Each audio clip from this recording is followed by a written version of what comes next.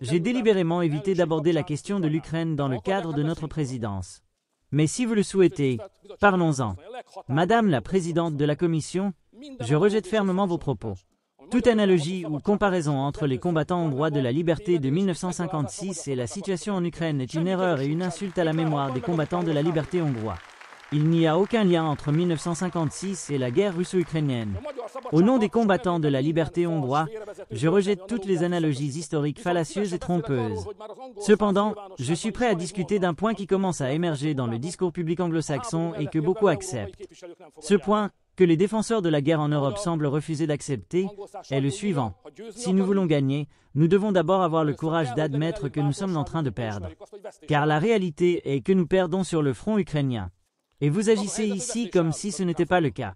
La vérité est que, grâce à des décisions imprudentes, des calculs erronés et une stratégie défaillante, l'Union européenne s'est lancée dans cette guerre de manière irréfléchie, en partie à cause de la présidente de la Commission. Si nous voulons gagner, il faut changer cette stratégie perdante. C'est une stratégie mal conçue et mal exécutée. Si nous continuons dans cette direction, nous allons perdre. Si nous voulons éviter cela, nous devons adopter une nouvelle stratégie.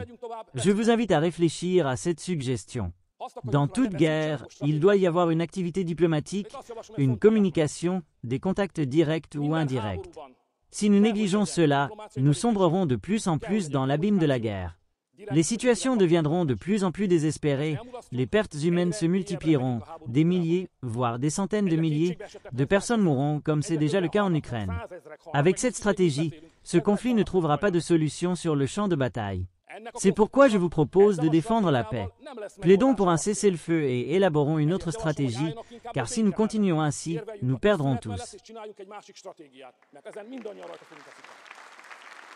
Quant aux critiques de la présidente de la Commission sur la Hongrie, selon lesquelles nous aurions simplement libéré des passeurs, elles sont infondées. Ce n'est pas vrai. La Hongrie arrête tous les passeurs, puis les expulse du pays après un certain temps, avec l'avertissement que s'ils reviennent, leur peine de prison sera doublée. C'est pourquoi ils ne reviennent pas. Nous avons libéré l'Europe de plus de 2000 passeurs, Madame la Présidente. Pour cela, nous devrions recevoir des remerciements et non des critiques. Certains, comme M. Weber, ont plaidé pour l'unité européenne. Nous sommes partisans de l'unité dans la diversité. Nous n'accepterons jamais que l'unité européenne signifie qu'on nous ordonne de nous taire si quelque chose ne nous plaît pas. L'unité européenne ne signifie pas que tout le monde doit se taire lorsqu'il est en désaccord avec la majorité ou avec la présidente de la Commission. En Hongrie, le gouvernement bénéficie d'une majorité des 2/3 au Parlement. Mais jamais il ne se serait permis ce que vous avez fait ici. En Hongrie, malgré la majorité des 2/3, l'opposition a toujours obtenu les postes qui lui revenaient dans les commissions parlementaires. Mais vous avez privé les patriotes de ce droit ici. Et vous osez nous donner des leçons de démocratie. C'est absurde. Monsieur Weber a déclaré que personne ne voulait dialoguer avec nous. C'est une insulte grave envers ceux qui l'ont fait. Selon vous, ces personnes ne seraient donc personne. Dans le cadre des préparatifs de la présidence, je me suis rendu auprès de votre chancelier en Allemagne, du président français à Paris et de la première ministre italienne à Rome. Monsieur Weber a déclaré que personne ne voulait dialoguer avec nous. C'est une insulte grave envers ceux qui l'ont fait. Selon vous, ces personnes ne seraient donc personne. Dans le cadre des préparatifs de la présidence, je me suis rendu auprès de votre chancelier en Allemagne, du président français à Paris et de la première ministre italienne à Rome.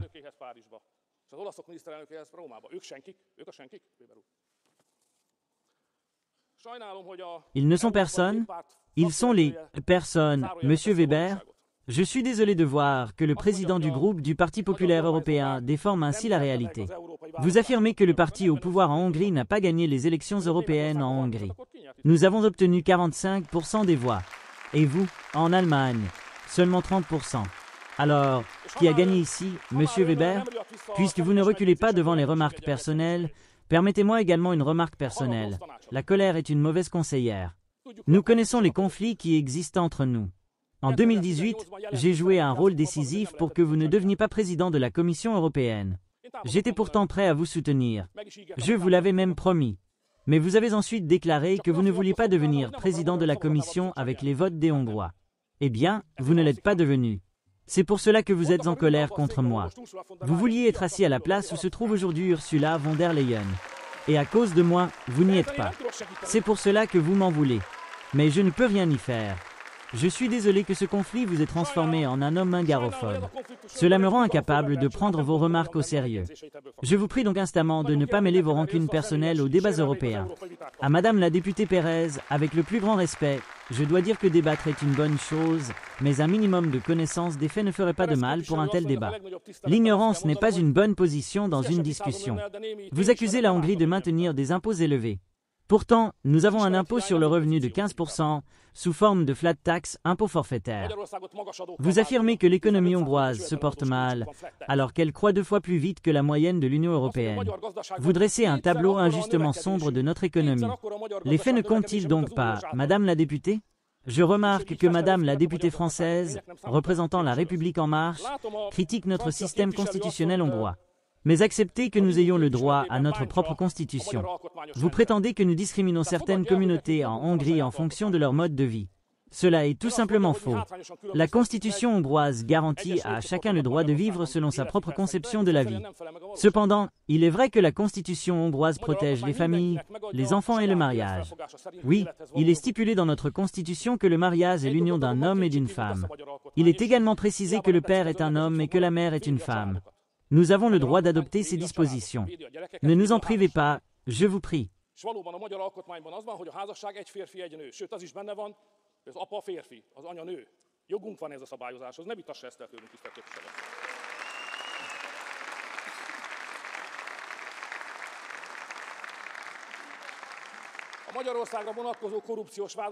Concernant les accusations de corruption visant la Hongrie, je dois les rejeter fermement. Si vous voulez, nous pouvons entrer dans un débat personnel, bien que ce soit ironique, étant donné que nous sommes dans une assemblée qui a elle-même une certaine expérience en matière de corruption, n'est-ce pas? Cette institution veut-elle vraiment donner des leçons de lutte contre la corruption à n'importe quel État membre? Vous êtes sérieux?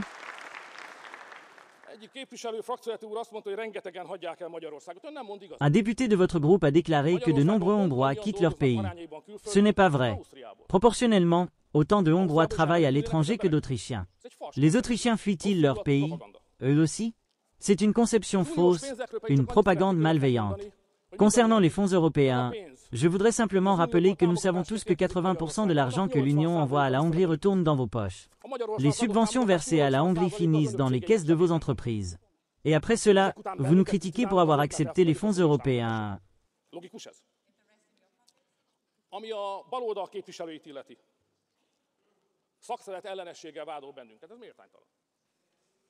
Est-ce logique? Quant aux représentants de la gauche, vous nous accusez d'être hostiles aux syndicats, ce qui est injuste. Nous avons conclu des accords avec les syndicats. Récemment, nous avons convenu d'un programme pluriannuel d'augmentation des salaires. Nous avons également négocié une augmentation du salaire minimum et nous continuons à discuter. Il y a de bonnes chances que nous parvenions à un accord sur les augmentations salariales pour les années à venir. Quant au mot euthanasie, ce n'est pas moi qui l'ai introduit dans cette conversation, mais vous.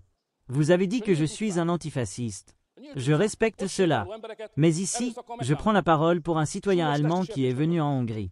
Cet individu a attaqué violemment des passants dans la rue, causant de graves blessures corporelles simplement parce qu'il n'aimait pas leur apparence. Ça, c'est un comportement nazi. En Hongrie, on ne peut pas attaquer des gens dans la rue pour des raisons politiques, puis venir au Parlement européen en demandant d'échapper à la prison pour des crimes de droit commun commis en Hongrie. Cela n'est pas acceptable. Je vous demande de réfléchir à cela et de ne pas me demander de libérer des criminels condamnés des prisons hongroises.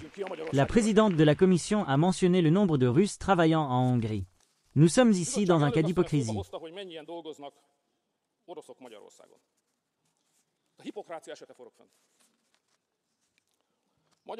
L'an dernier, nous avons délivré 3000 permis de travail pour un total de 7000 Russes travaillant en Hongrie. Madame von der Leyen est allemande, n'est-ce pas? Alors, parlons de l'Allemagne.